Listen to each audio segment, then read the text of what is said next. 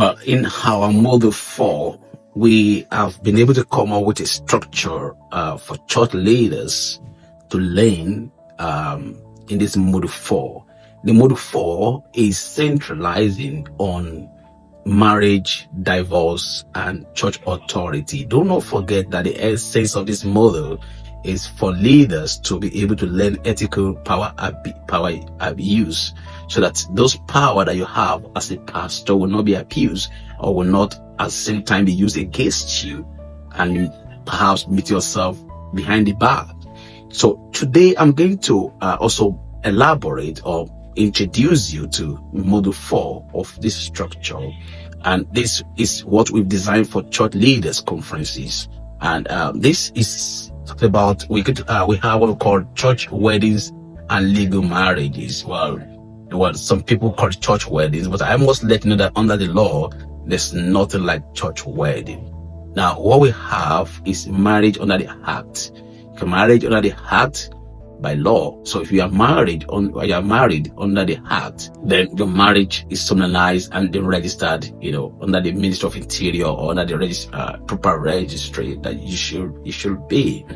The other one is if you have what we call traditional rights, of marriage or Islamic marriage, So all these they have provision of the law that addresses them one by one.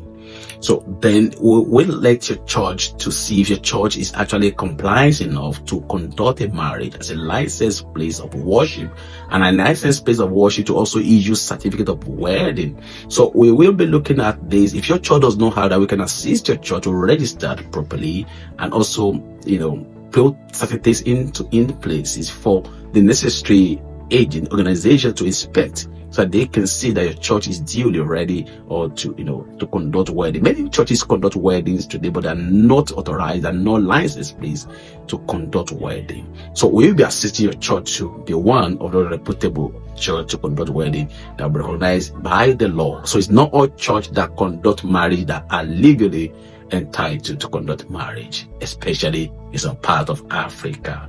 All right. Now, second part of this model, we will be talking about divorce, divorce and legal biblical tension.